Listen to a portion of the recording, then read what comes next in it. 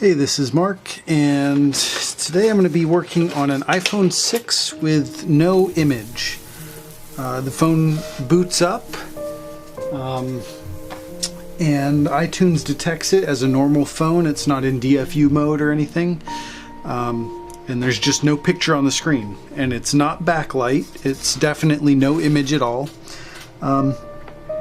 So I'll kind of walk you through the troubleshooting that I already did off camera. First, I checked out these two filters here, the 1.8 volt and 5.7 volt filters. Both of those are good. And then I connected a screen. Also, I checked backlight before I did anything, just checked diode mode, made sure backlight didn't have a problem. So then I checked these couple of guys over here, they tested good. And then I connected a screen and checked my enable and reset lines for the LCM. Those I know are necessary in order for anything else to happen. For that's what enables Chestnut, which is actually what produces all the voltages that are necessary for image, or at least most of them for image and touch. Excuse me.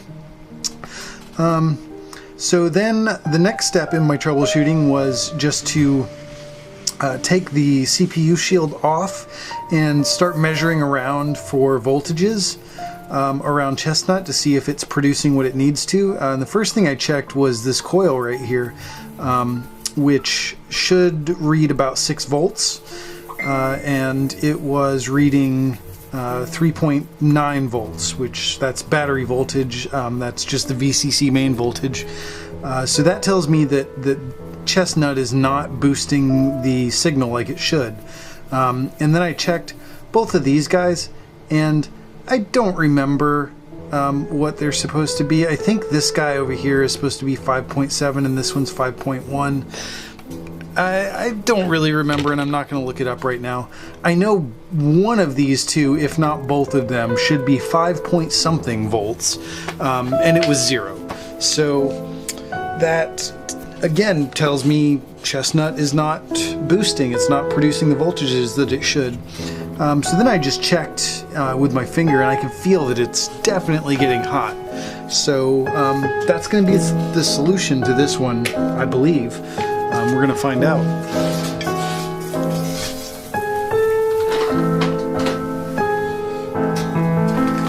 So I gotta find some fresh chestnuts. It's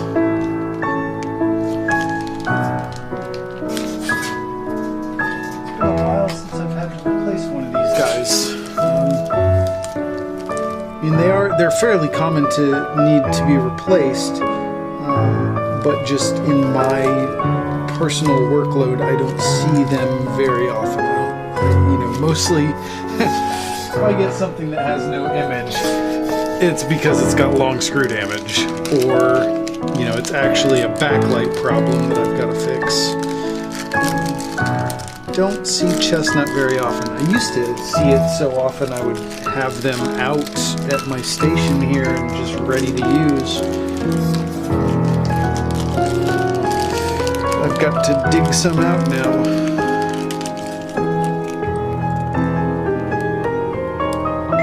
Oh, those are backlight drivers. I don't need backlight drivers.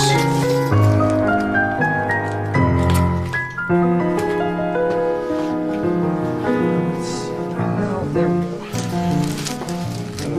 Got a big bag of them here.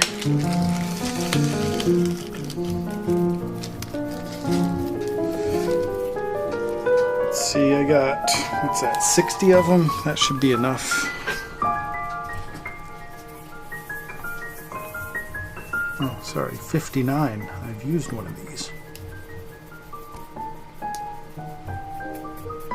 I guess I don't need to get that out until I pull the old one off first.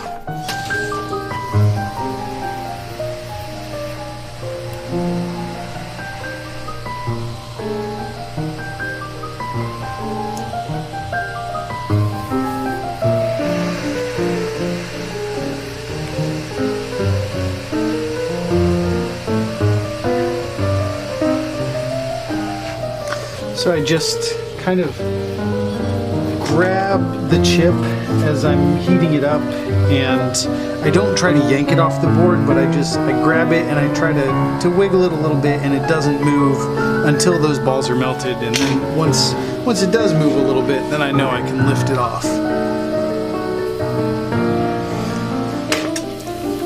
And I'm just going to come in and don't need to wick these pads, just need to knock these solder balls off. There we go, that's going to be good enough. If I was to go in there and try wicking that, I could do it, but you know, I'm risking lifting a pad, I'm risking, you know, getting like other little capacitors nearby caught up in my wick, and I mean it's really just adding risk for no real reason. So I say don't wick the pads.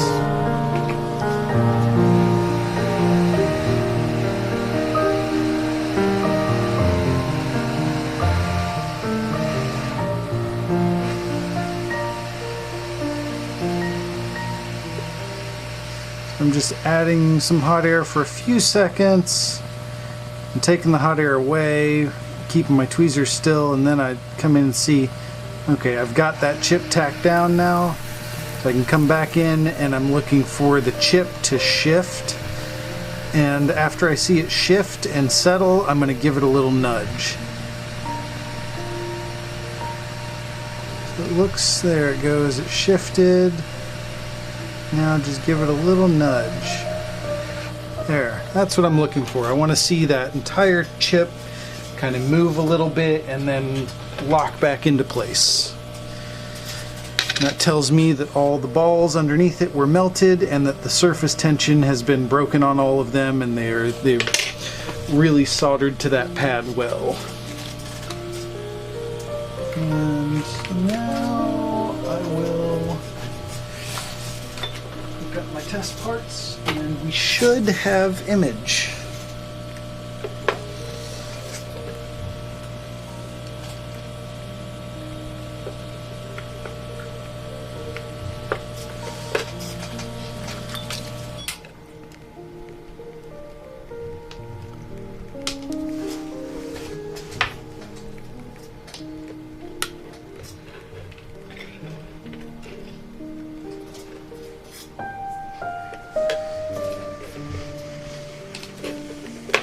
Try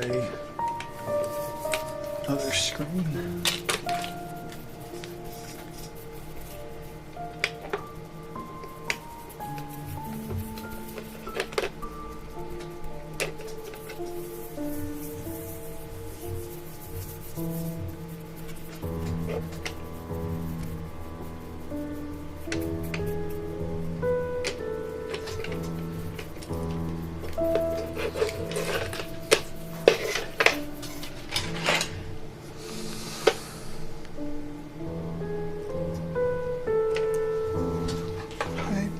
Battery does have 3.8 volts on it.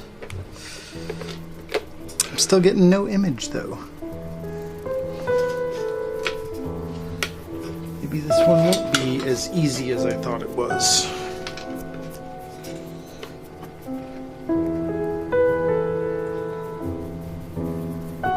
Yep, still only getting 3.9 volts there.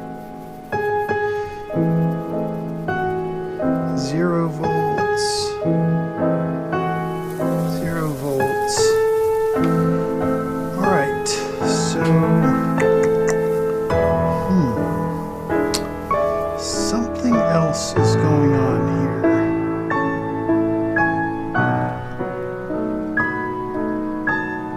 Got 1.8 there and 1.8 there.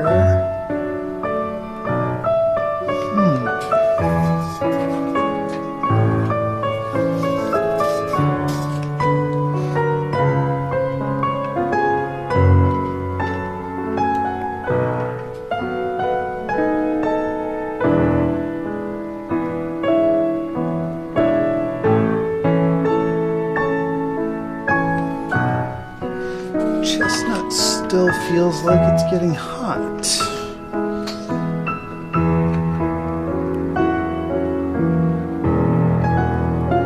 Yeah, see the acetone is evaporating almost immediately off of it.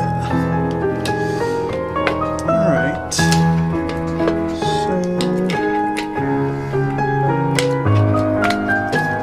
it's not going to be that straightforward then. Let's see, I'm going to check for some shorts to ground now.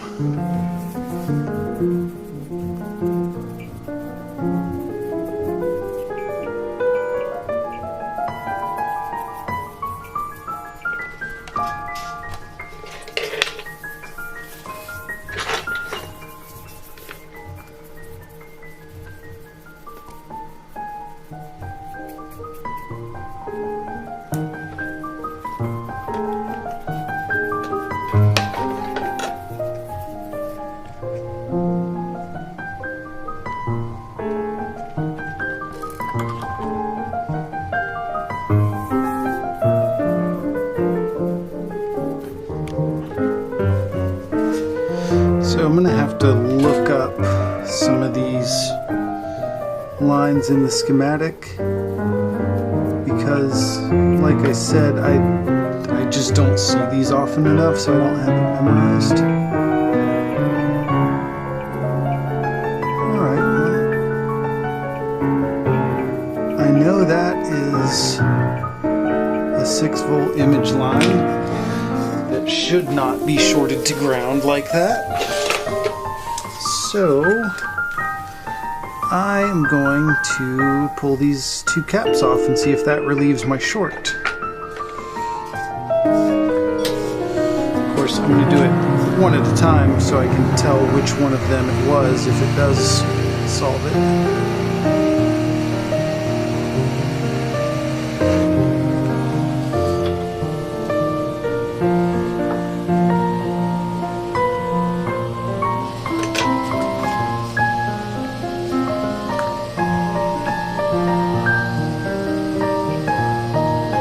Look at that. That was the source of the short. All right.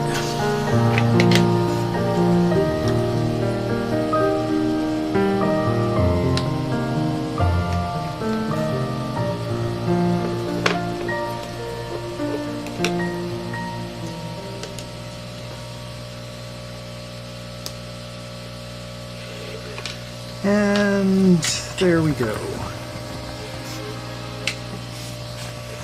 We've got Apple logo. Image is restored. So now I'll just take a cap off a donor board, put it where that cap was, and this one's done. All right, that was easy. Thanks for watching.